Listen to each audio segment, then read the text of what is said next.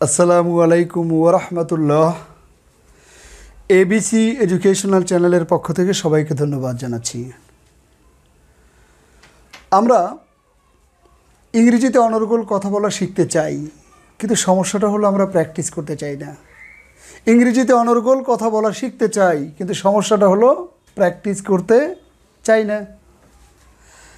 অনেকের মাথায় আছে গ্রামার, জানি গ্রামার আছে মাথায়, ভেবে ভেবে আনতে পারে খাতায়, আনতে পারে কথায়, দেখতে পারে বইয়ের পাতায়, কিন্তু আনতে পারে না কথায়। এটাই হচ্ছে সমস্যা। তো কি লাভ হবে যদি গ্রামার থাকে মাথায় আর আপনি আনবেন খাতায়, পড়বেন বইয়ের পাতায়, জীবনেও আসবে না কথায়? তো চাকরির ভাইবা বোর্ডে গিয়ে যখন আপনাকে বলবে ইন্ট্রোডিউস ইয়োরসেলফ, তখন কি হা হয়ে তাকিয়ে থাকবেন? এটা হবে না। আসুন ছোট্ট ছোট্ট করে শিখি। আমরা আজকে খুব গুরুত্বপূর্ণ একটি নিয়ম শিখব। এখন সবাই রেডি তো? খুব কম সময়ের মধ্যে একটি গুরুত্বপূর্ণ নিয়ম শিখব। একটু খেয়াল করে দেখি। হ্যাভ টু অথবা হ্যাজ টু, তে হবে।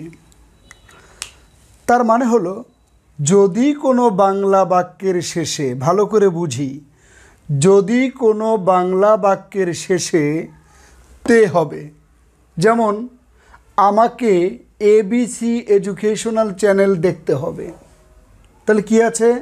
তে হবে। আমাকে আনোয়ার স্যারের কাছে পড়তে হবে, কি আছে? তে হবে। আমাকে স্ট্যাটিস্টিক্সে A+ পেতে হবে, তাহলে কি আছে? তে হবে। আমাকে হিসাব বিজ্ঞানে A+ পেতে হবে, কি আছে? তে হবে। বাংলাদেশ সরকারকে, দেশের মানুষকে ভালোভাবে পরিচালনা করতে হবে, কি আছে? তে হবে। আমাকে জীবনের ব্যাপারে সঠিক সিদ্ধান্ত নিতে হবে, কি আছে? তে হবে। তাহলে সব কিছুতেই তো তে হবে। তে হবে থাকলে কি হবে? হ্যাভ টু অথবা হ্যাজ টু। তাহলে তার আগে কি দেব? একটা সাবজেক্ট দেব। সাবজেক্ট আমি আই দিলাম। তুমি ভাই আইকে হাইফাই মনে না করলে তুমি সেক্ষেত্রে উই, ইউ, হি, সি, দে যা ইচ্ছা তাই দিতে পারো। আমি দিলাম আই, তুমি দিবা যা ইচ্ছা তাই। এরপর এইখানে দিবা হচ্ছে একটা ভার্ব। অবশ্যই ভার্বটা প্রেজেন্ট ফর্ম হবে। তাহলে কি হবে? আই হ্যাভ টু গো, আমাকে যেতে হবে। আই হ্যাভ টু বিলিভ, আমাকে বিশ্বাস করতে হবে। আমাকে আনোয়ার স্যারের ক্লাসে উপস্থিত থাকতে হবে। I have to attend, car class? নাম বলে ফেলবেন। কি বুঝাতে পেরেছি? এখন আপনি বললেন আমাকে সিদ্ধান্ত নিতে হবে, আই হ্যাভ টু ডিসাইড। আমাকে চিন্তা করতে হবে, আই হ্যাভ টু থিঙ্ক। এখন দুই নয়নে যা দেখবেন, যা দেখবেন, যা দেখবেন, I have to go, I have to think, I have to speak, I have to write, I have to believe, I have to understand, I have to fight, I have to go, I have to write, I have to read, I have to buy a book. আপনি যা ইচ্ছা তাই বলেন, সারাদিন বলেন, কে আটকায় আপনাকে? বলেন। এখন আপনি প্র্যাকটিস না করলে মনে রাখুন কিয়ামত হয়ে যাবে পৃথিবীতে, ইংরেজি আপনার দ্বারা হবে না। ইংরেজি এটা মুখস্থ বিদ্যার বিষয় নয়, ইংরেজি হচ্ছে প্র্যাকটিসের বিষয়। Practice, practice, practice. আমি বিশ্বাস করি you can be able to speak in English by standing in front of the audience. That's the any kind of problem, just you will have to practice a lot. তোমাকে practice করতে হবে। Practice করবে না আর তুমি চিন্তা করবা ইংরেজিতে মুড়ির মতো বলবা, না না, এত খই ফোটে না ভাই, প্র্যাকটিস করতে হবে। আচ্ছা, হ্যাভ টুর নিয়ম আমি বুঝাতে পেরেছি। একটা জিনিস তোমরা একটু খেয়াল করে দেখো, মাস্ট। একটু ভালো করে দেখো। তুমি বলছো আমাকে সকাল 9টার মধ্যে এবিসি এডুকেশনাল চ্যানেলে যেতে হবে। মনে করো কোচিং সেন্টারের নামটা ধরে নিলাম এবিসি। তুমি কি বলেছো? ভালো করে খেয়াল করো। আমাকে সকাল 9টার মধ্যে এবিসি এডুকেশনাল কোচিং সেন্টারে যেতে হবে, তখন হচ্ছে হ্যাভ টু। এবার আরেকটু খেয়াল করো, তুমি যখন বলবা মাস্ট, আই মাস্ট গো, আমি অবশ্যই সকাল 9টার মধ্যে এবিসি এডুকেশনাল কোচিং সেন্টারে যাব। এখন তোমরা বলো তো দুটোর পার্থক্য কী? বাক্য বোধহয় বড় হওয়ার কারণে পার্থক্য নির্ণয় করাটা কঠিন হবে, বাক্য ছোট করে দিলাম। আমাকে সকাল 9টার মধ্যে অফিসে যেতে হবে, আমি অবশ্যই সকাল 9টার মধ্যে অফিসে যাব। দুটো বাক্যের পার্থক্য কী? আমি আবার বলছি, আমাকে সকাল 9টার মধ্যে অফিসে যেতে হবে, আমি অবশ্যই সকাল 9টার মধ্যে অফিসে যাব। দুইটার পার্থক্য শুনে রাখো।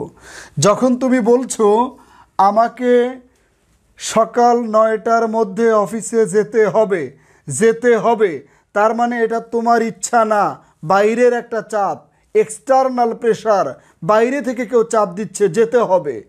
তার মানে যদি 9টার মধ্যে না যাও খবর আছে। কথা বোঝাতে পেরেছি?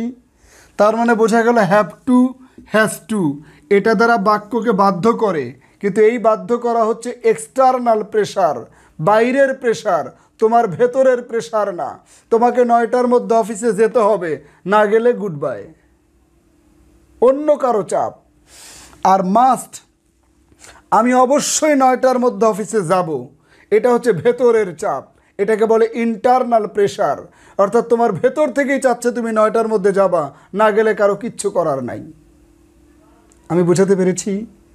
খেয়াল করে দেখো তো, তুমি যদি বলো আমাকে ইংরেজি বই পড়তে হবে, তার মানে বোঝা গেল যদি না পড়ো তাহলে শাওন স্যার তোমারে বকা দেবে, এই জন্য তুমি পড়বা, এটা এক্সটার্নাল প্রেশার। কিন্তু তুমি যদি বলো আমি অবশ্যই ইংরেজি বই পড়ব, তার মানে বোঝা গেল তুমি নিজের ভেতর থেকে পড়তে চাও, অন্য কারো প্রেশার নয়, এটা হচ্ছে ইন্টারনাল প্রেশার। এটা বুঝালাম কেন জানো? মাঝে মাঝে না বিভিন্ন জনের সাথে একটু আড্ডায় বলতে হয়, আচ্ছা বলতো হ্যাভ টু, হ্যাজ টু এবং মাস্টের মধ্যে পার্থক্য কী? What's the difference between have to, has to and must? Have to, has to এবং মাস্ট এর মধ্যে পার্থক্য কী? দেখবে তুমি যাকেই প্রশ্ন করবে অনেকেই অনেক সময় অনেকাংশে কুপকার, কিন্তু তুমি সেখানে বাজিমাত, সহজেই বলে দিবা এক্সটার্নাল প্রেশার, ইন্টারনাল প্রেশার। আমি কি বুঝাতে পেরেছি? আর যদি এক্সটার্নাল প্রেশার যদি আরও জোর দিয়ে বুঝাতে চাও, তাহলে তুমি এখানে বলতে পারো will have two, will have to, I will have to go to office, I will have to speak in English, I will have to write a letter, I will have to believe। তুমি যদি আরও বেশি external প্রেশারটা বাড়িয়ে দিতে চাও, আরও বাড়াতে চাও, তাহলে তুমি কি করতে পারো? Must have two. কিন্তু মনে রাখো হ্যাভ টু কিন্তু যোগ আছে, এটা কিন্তু external pressure. I must have two speak in English, আমাকে অবশ্যই ইংরেজিতে কথা বলতেই হবে, এটা এক্সটার্নাল প্রেশার। কিন্তু শুধুমাত্র মাস্ট হচ্ছে ইন্টারনাল প্রেশার। আমি বোঝাতে পেরেছি? যখনই তুমি হ্যাভ টু দিবা তখনই এক্সটার্নাল প্রেশার, যখনই তুমি মাস্ট ব্যবহার করবা তখনই ইন্টারনাল প্রেশার। এই ক্লাসে কী শিখলাম?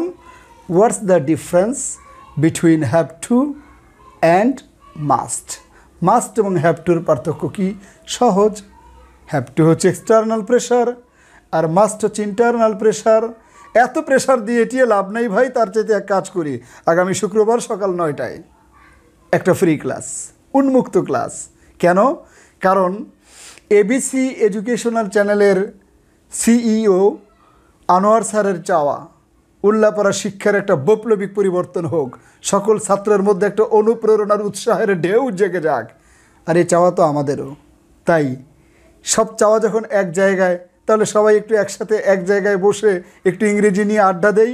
আর আড্ডার সময় মনে রাখি আগামী শুক্রবার সকাল 9টায়। কোথায়? আনোয়ার স্যারের কোচিং রুমে। সব ভালো তোমাদের হোক, কিছু ভালো আমারও হোক। আল্লাহ হাফেজ।